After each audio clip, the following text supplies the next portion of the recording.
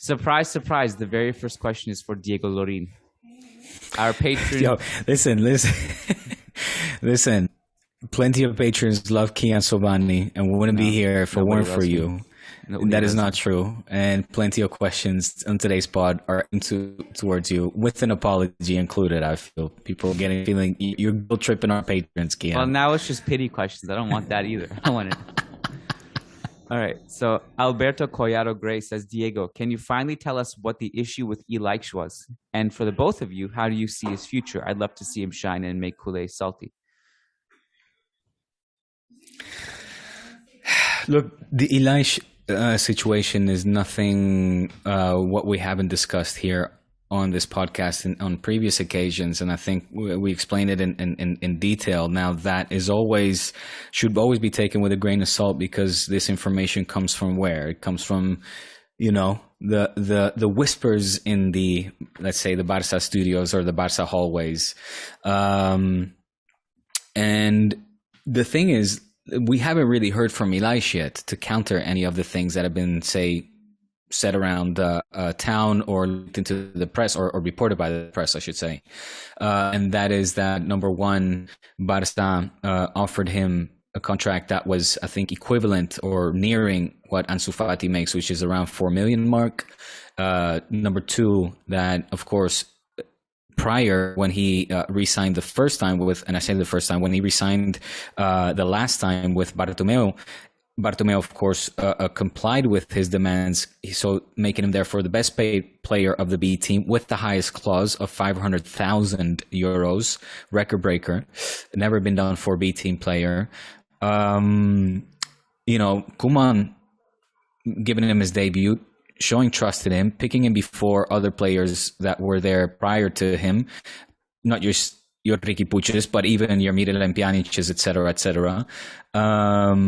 Therefore, showing trust and giving this player, his dream. He had been there at 8 years old, at 18 years old, allowed him to make his debut a decade later for the first team, thereby, making a dream come true.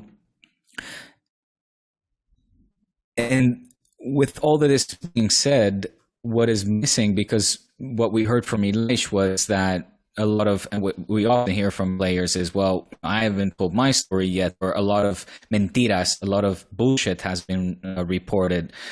Well, then what exactly is your counter argument? If it wasn't the money that Leipzig was offering you, but more primarily your agent / father, if it wasn't for the fact that, Tottenham is not, let's say, a more attractive. So my point being is that Barca was giving him everything, from, I think, a respectable contract to the confidence of the coach, to playing with the first team at the ripe age of 18 years, excuse me.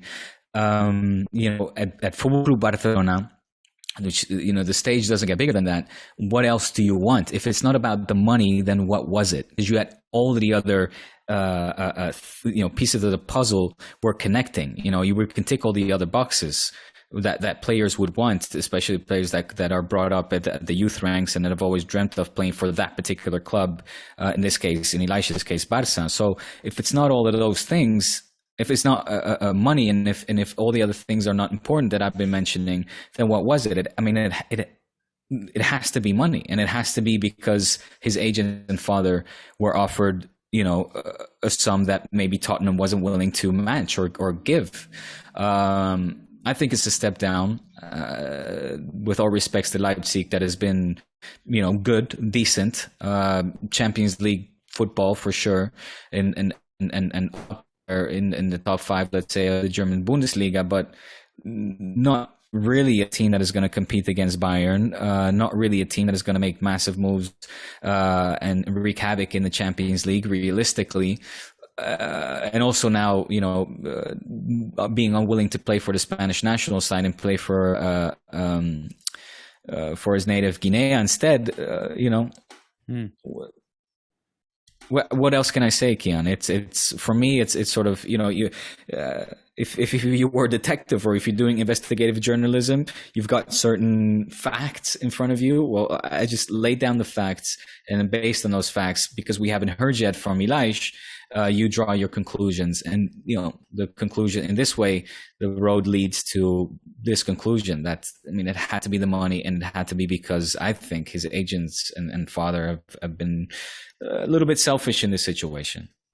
Well, he did say, I think it was, what's today, Friday, so this must have been Wednesday. He did speak, but I think it was must have been Leipzig's. Yeah, it was, and that's where I was referring to, where he said, a lot of lies have been told, right, and that's really all he said. And that is similar vibes to Odegaard saying basically leaving vague messages on social media saying, what you see is not the truth. You will know the truth one day, which is very vague. And it's like, dude, I'm sure we all know the truth. We all know, there's, if there was a counter to it, you probably would have said it by now. You wouldn't have, right. The truth was you wanted more money. They didn't give it to you, and now you're gone. That's it. So, I think he's, for us, what do we think of him as a player? I think we both, and people have heard us talk about how good he is as a box-to-box midfielder. I think he's going to do well at Leipzig. Obviously I would have been maybe even more excited about his development had Nagelsmann still been there, but right. Good point. It seems like a good stepping stone for a lot of young players. There's a question from Tapiwa Musa. He says, is it too early to say Agirrezabala is a future Spain international? And where do Athletic keep finding all these goalkeepers from? Seems there's always one in the pipeline at any given time. Yeah, I look. I think it's a little bit premature to really put him up there and say definitively that. Well, look. What Taps is saying is he the future? Sure. Yeah. I think why not? He's young enough to still, of course, develop into a world-class goalkeeper. He's at the beginning in that sense of, being within the top flight. This is just his first season, where he's getting continuous minutes, let's say. So we expect a lot from him because of his background, because as Tavis mentions again, he's from the Basque region, and since the days of Zamora, the legendary goalkeepers now. Zamora was not. I don't think he was from the Basque Country. I think he was from Madrid, if I'm not mistaken. But of course, Zubizarreta. There's been so many legendary and important Athletic Club / Basque goalkeepers that. What do you pin it down to? Well, I wrote this in a Patreon chat to Tabs. I said, Basques. It's just one word, Basques. They're tough. They're strong. They're professional. They're committed. They're unafraid in dangerous situations. They're daring. They're athletic. They're strong. They're leaders. And people that really make their presence felt, which is what you'd want from a top-class goalkeeper, and making sure that the man in between the three sticks is up to the task, to defend the goal. And that's what Basques do, is that they defend their territory very, very well. Over the course of history, that little piece of land has never been conquered and never will be. Probably, unless aliens really come to invade one day. I think that would be the only one, the only species that could, invade the Basque Country and actually tumble it, because nobody else has managed to. And they defend the goal just as well, with as much passion, which makes them great football players, great defenders as well. And as Johan Cruyff once said, he wanted in his team people with garra, with their fangs out, with attitude. And he was referring to his Basque players that he was getting at the time for his dream team. And that's what you'll get in Basque players. Zamora was from Barcelona, by the way. Zamora was from Barcelona. Ooh, okay. That's where he was born, yeah. My verdict on this is that, kind of too soon to be saying anything. Mind you, look, I've watched him play one full game. I saw his highlights against because he's played 2 games right now. Unai Simon is back now. I saw highlights against Elche, and he made a really beautiful save at the end, which kept it a draw. And he played against Barcelona, obviously, the full game, and he was fine. I don't remember anything spectacular against Barcelona, but I'm going based on memory. Did he have some crazy saves there? I don't remember. the God of Thunder is mad at us. We're not praising. We're not praising this guy enough. I don't even know. The rainstorm coming from the Basque Country. I'm going to try to avoid saying his name as much as possible. But just for, do you want to? I mean, I know you're not Basque, but I'll say it one time, and can you give me some feedback? Go. All right. Yes. I'm going to really try my best to get the Z right. And I've been practicing with Agirrezabala. So because I used to say Agirrezabala. Yes, you did. That was annoying. Now I say Agirrezabala. All right. Good. All right, here we go. Agirrezabala. Agirrezabala? Agirrezabala. Perfecto. Okay. Agirrezabala. This is not one of the harder. Yeah, it's not too bad. It's not one of the It's one of those ones that look intimidating when you first see it, though. Yeah. All right. So Oscar Benavides says, how do you rate Barca's and Madrid's transfer market moves? Which La Liga team had the best moves and is stronger than last season? Other than the big three, who may have a great chance to win La Liga this season? Okay, hold on. There's a lot going on here. And likewise, read another question here. Adrian Rios, he says, grade best and worst summer transfer out of Barca, Atletico, and Real Madrid. And there's more to both of these questions, but we're just going to focus on that part of it right now. So have you thought about this, Diego? Barcelona, Atletico, and Real Madrid, who had the best window, who had the worst window, and who was in between?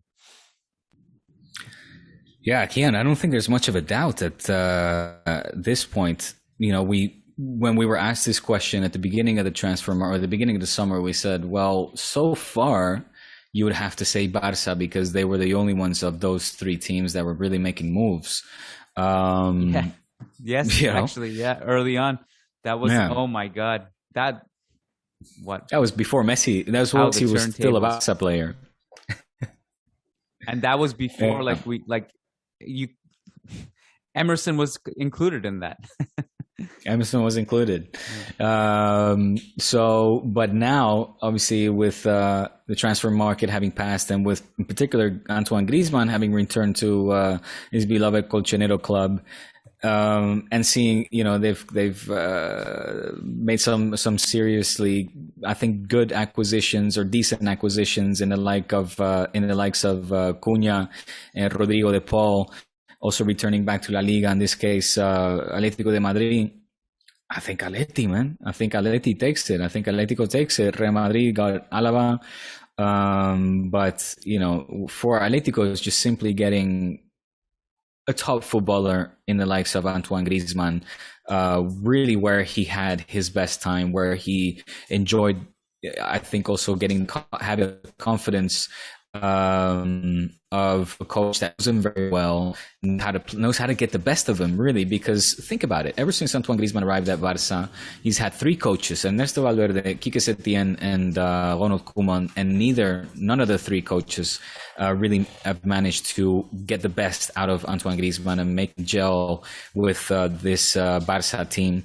And so, Diego Simeone rather did. Now you can argue, well, that last season it was a really weak season of his for Atleti. Yes, but he's going back now. He's also, of course, is still ambitious. He wants to win La Liga.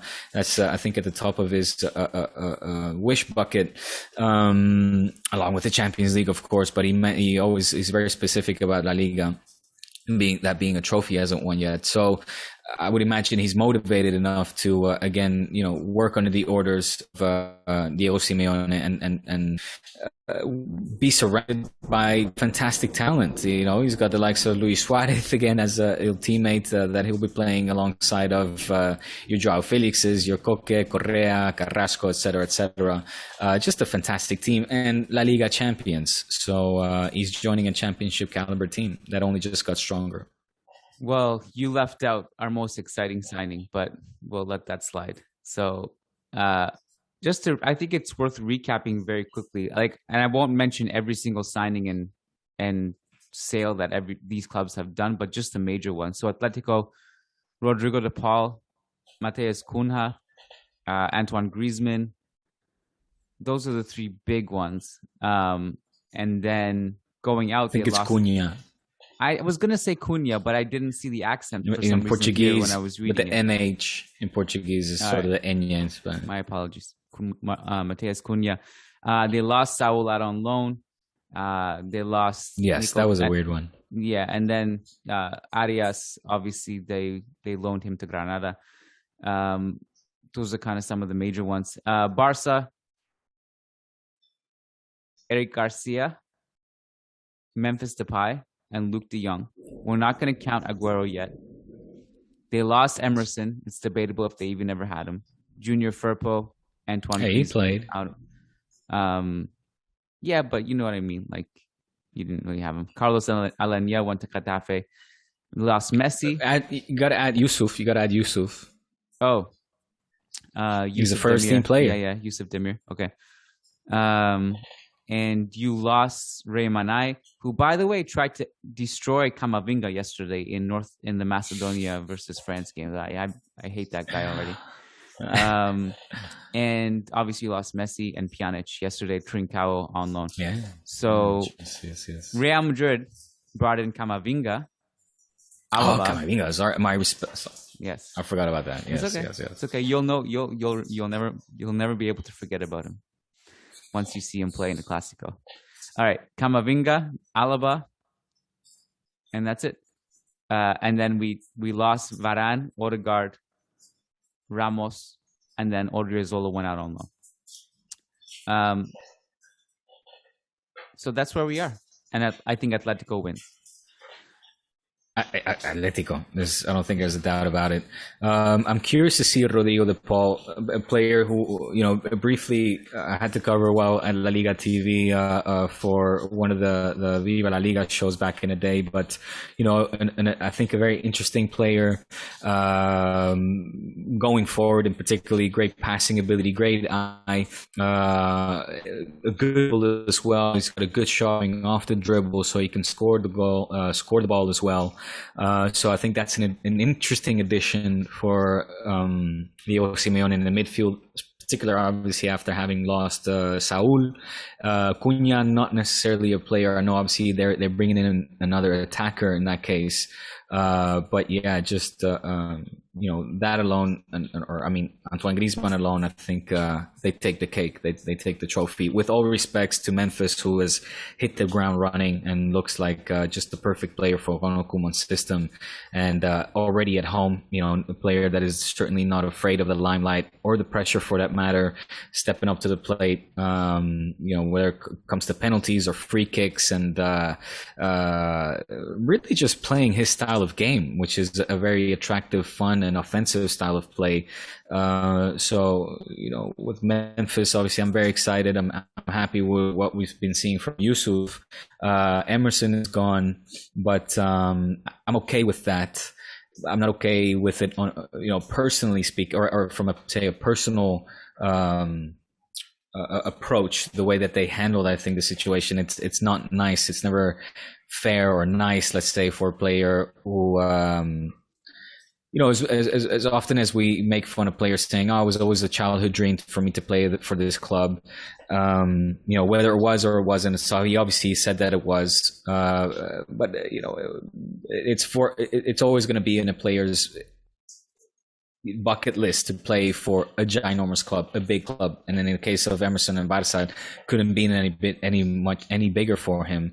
So for him to have to accept to be shipped off to Tottenham with great team, one of the best leagues in the world, I can understand his disappointment, which he expressed on social media and in press conference as well.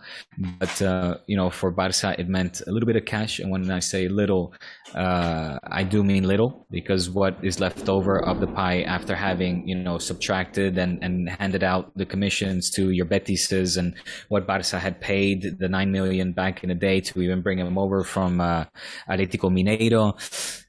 all that's left is, I think, a little, under 5 million for Barca. So it's not like it's like a ching, a cash cow, but it just goes to show how desperate Barca are for money, how, the moves that are being made are purely based on out of financial desperation.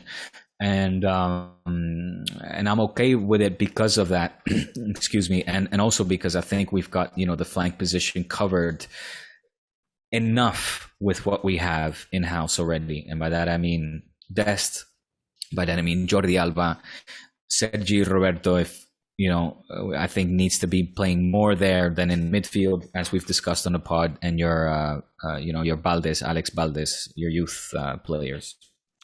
Did you see